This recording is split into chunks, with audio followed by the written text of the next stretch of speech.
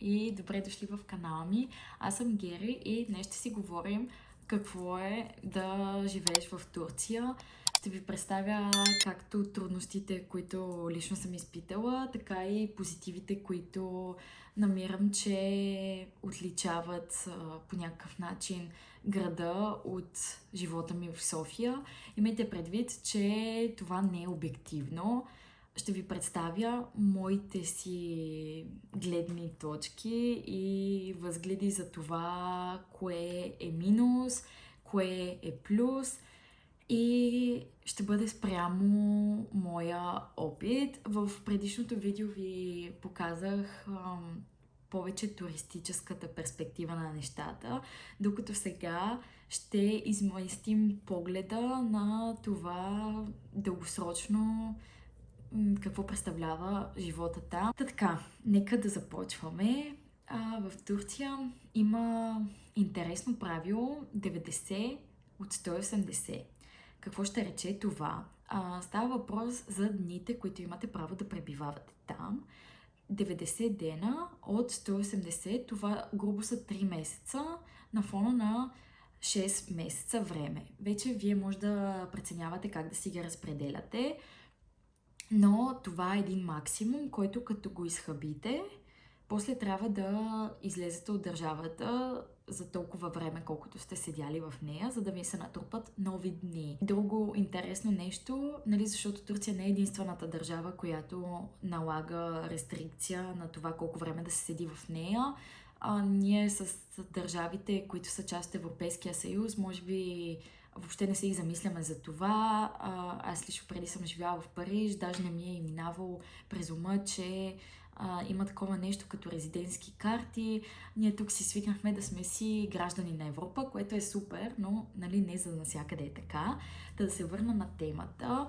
Има държави, в които може да излезете за час, за един ден и връщайки се отново в дадената държава, да са ви се подновили тези дни. Да, но Турция не работи така. Трябва тези дни, които сте ги прекарали, да си ги възобновите по някакъв начин, като сте извън границите. Опция да си изкарате разрешение за пребиваване най-просто са учене, работа, брак и да купите жилище, като това жилище трябва да е минимум 200 000 долара.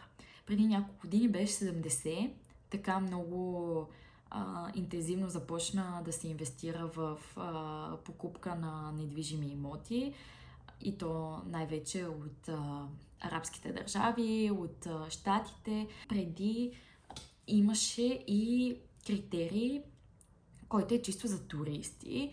И като топли хлябове са ги раздавали тези резидентски карти. Уви след войната в Украйна и Русия, огромна вълна от имигранти се изля, не само там, но няма да влизаме в такива геополитически теми. Просто усетиха, че града започва да се запълва с много чужденци и решиха да сложат такива рестрикции на издаването на резидентски карти за туристите. От лятото на 2023 вече почти невъзможно. Вие може да си кандидатствате, те ще ви вземат парите за такси, защото той има един огромен набор от документи, които подготвяте, които са свързани с така не малки плащания към държавата. Официално все още този начин съществува, просто процента на одобрение е може би под 1. Вече ако имате резидентска карта и сте се сетили на време да си я изкарате в годините, в които са ги раздавали лесно, ако отидете и искате да си я подновите, няма да има проблем. Имайте го предвид, ако искате да живеете по-дългосрочно там и не сте обвързани пряко с работа или с обучение.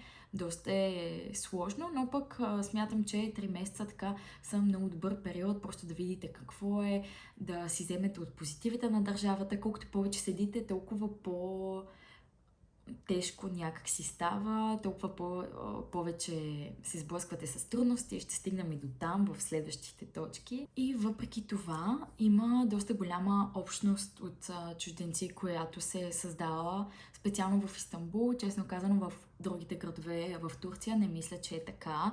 И ако по някаква причина се озовете там, най-вероятно ще сте заобиколени главно от местни. Но в Истанбул е страшно интересно за създаване на нови контакти, приятелства и лични такива, и за бизнес. Истанбул е страхотен бизнес хъб, средище на най-различни професионалисти от многобройни сектори. Те първо, че имат много добре развита вътрешна икономика и производство, така и заради стратегическата им локация привличат много чужди инвестиции. Та освен местните, които си развиват техните си бизнеси, така има и много чужденци. Та бих казала, че ако сте там с такава цел да си развивате някакви бизнес контакти, естествено това става в процеса на живота там, но пак може да се запознаете с доста интересни хора, успели, които развиват така доста разнообразни предприемачески идеи. Трудно това може да се види в София. Поне аз лично не съм го изпитала по този начин. Сега Истанбул е съвсем различни мащаби и позволява по-голямо и разнообразие от запознанства. На лично ниво също може да си създадете приятелство от всякакви националности, да научите много неща, които може би няма да се сблъскате с тях, ако си общувате само с българи и хора, които се занимават с сходни неща до вашите. Доста разширява мирогледа и се създават едни такива връзки, които никога не знаете кога ще ви бъдат полезни. Дори да не се задържите в Истанбул, това си остават някакви контакти, които ако ги поддържате, един ден може и да опрете до тях. И стигаме до най-интересната точка за днес – жилищата. Това е нещо, което неизбежно ще бъде част от приоритетите ви, нанасяйки се там. Вече всеки си преценява, цената, разбира се, както насякъде, варира и от локацията, но просто там наемите скорострелно се вдигат ежемесечно, бих казала, или ако не ежемесечно, е на 3 месече. Но едно е, кафето да се дигне с 50 стотинки. Да, ще го забележим, но да кажем някакси свиква се много по-бързо, докато с жилищата е огромен стрес. Отделно турците имат лоша тенденция да не спазват формалности, договори. Вие ще подпишете договор за 12 месеца за сума хикс, да кажем за 1000 лева. По закон преди беше заради инфлацията, след 12 месеца собственика, по-скоро наемодателя, имаше право да дигне цената с 25%. Това нещо от юли миналата година, т.е. от юли 2024 отпадна и вече наемите се регулират според на български го намерих, че се нарича индексът на потребителските цени. Няма да влизаме в подробност как се смята, но това значи, че вие нямате гаранция след 20 месеца колко процента ще ви е увеличението. Ето, за пример, септември миналата година е било 64%. 1000 лева плащате наем и подписали сте договор януари 2023. Януари 2024 ще ви бъде 1640 лева. Представете ли си какво огромно увеличение? Това няма как да не повлияе първо на стандарта ви на живот, второ и на менталното здраве. Това са огромни промени, които се и усещат и забелязват дори от чужденците, които бих казала, че имат доста по-добри доходи от местните. пак изпадат в едно такова затруднено положение, в което се чудят да се задържат в Истанбул, просто защото вече имат изградена среда, свикнали са, плюс това в Истанбул има една такава много чаровна енергия, която се ви кара да се връщате. Ако сте ходили, може би сте я усетили, ако не сте, предполагам, че ще я усетите. Има нещо в този град, нали, разбирам защо толкова чужденци са там и, нали, алтернативата, която е да заминат в държава пъти по-добри условия на живот, най-вероятно са същите цени. И дори тези цени да ви устройват като стандарт и да не ви пречат на останалите активности от ежедневието, така в един момент започвате да се питате, заслужава ли си след 6 месеца още ли ще се дигнат цените. Друго, тук удивителна, както споменах, турците не си спазват условията на договорите. Като цяло там всеки си прави каквото си иска и има едно такова усещане за безнаказаност. То точно заради това си правят каквото искат. Могат да не изчакат да минат 12 месеца. Да кажем, турската лира се е обесценила още, откакто вие сте подписали договора. И те решават, че тези пари, които вие плащате, те не са достатъчно. Или те могат да взимат повече.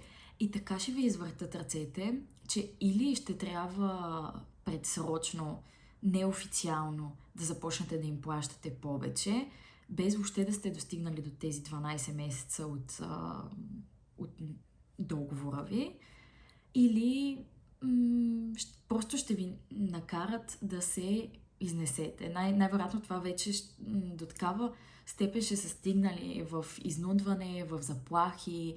Те го правят и с постоянно звънене, и с съобщения.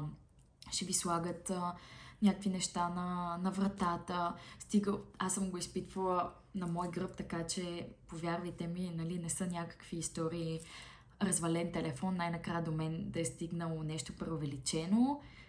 Абсолютно ми се е случвало, ако отказвате да се изнесете, защото в крайна сметка вие сте си в правото. Ами да, но вие започвате да се чувствате като в затвор, в собствения си дом, което е най-ужасното чувство, да имате прибирайки се вкъщи, да се притеснявате, някой дали няма да дойде да ви чука на вратата, дали някой няма да отвори, да ви притесни, могат да започнат да си играят с тока, с водата, да ви ги спират. Просто от всяка една страна ще ви атакуват, докато не си постигнат своето, което ще бъде или да се изнесете, така че те да могат с новия наемател да взимат по-добър наем, или да се съгласите, то какво съгласяване, нали, по-скоро примиряване, да плащате по-висок наем. Ужасно е това. Може би такива десетки истории съм и чела в най-различни групи, в които съм присъствала за чужденци. Най-лошото е, че това се случва и с турците, така че не е нещо само на чужденците да правят такива номера. И несигурността, която се създава, до такава степен в един момент нараства и е от всяка една възможна страна. Жилище, стандарт на живот, отношението на хората, това около вас един по един да се изнасят приятелите ви, познатите ви, че нали, се стига до една такава крайна точка, в която си задавате въпроса: аз какво правя тук? Не мога ли да имам по-спокоен живот? Нали, за цената, която плащам, заслужава ли си да понасям такъв тип отношение и нестабилност? Това усещане просто неизбежно се изпитва. Не знам човек на какво ниво трябва да бъде, че тези неща да не го афектират, но аз съм го изпитала и за мен това е един огромен минус на живота в Турция, или най-малкото живота в момента. Може след 2-3 години да е по-добре, преди 5-6 със сигурност е било по-добре и е нямало такива неща, но за сегашния период мога да ви кажа, че живота там с всичките му позитиви си върви ръка за ръка с един стрес, който си ви преследва в ежедневието.